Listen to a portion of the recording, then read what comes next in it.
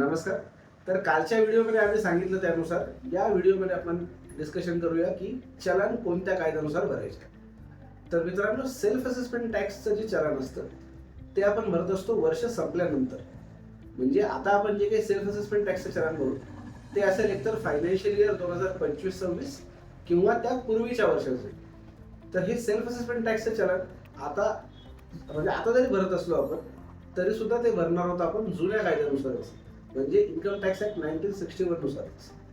आणि advance tax जो भरतो आपण तो आपण भरत असतो या चालू आर्थिक वर्षासाठी, म्हणजे आर्थिक वर्ष 26-27. तर ऍडव्हान्स टॅक्सचं जे चलन भरणार आहोत आपण ते आपण भरणार नवीन कायद्यानुसार, म्हणजे इन्कम टॅक्स ऍक्ट 2025 नुसार.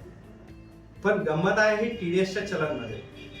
टीडीएसचं चलन भरताना आपल्याला जी काळजी घ्यायची ती अशी की जर मार्च महिन्यामध्ये आपण टीडीएस डिडक्ट केलेला असेल, म्हणजेच मार्च 26 जे की मागील आर्थिक वर्ष होतं, तर त्याचं जे चलन आपण भरणार आहोत ते भरणार आहोत आपण जुन्या कायद्याच्या अंतर्गत, म्हणजेच इन्कम टॅक्स ऍक्ट 1961च्या अंतर्गत.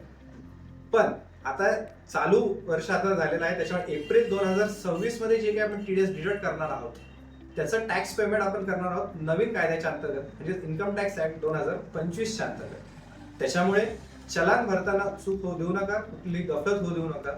आणि आपल्या सर्वांनाच होणारं फायनान्शियल इयर आणि असेसमेंट इयर यातलं कन्फ्युजन दूर करण्यासाठी या नवीन कायद्यामध्ये सरकारने एक फार मोठा बदल केलेला आहे. हा बदल जाणून घेण्यासाठी उद्याचा व्हिडिओ नक्कीच बघा.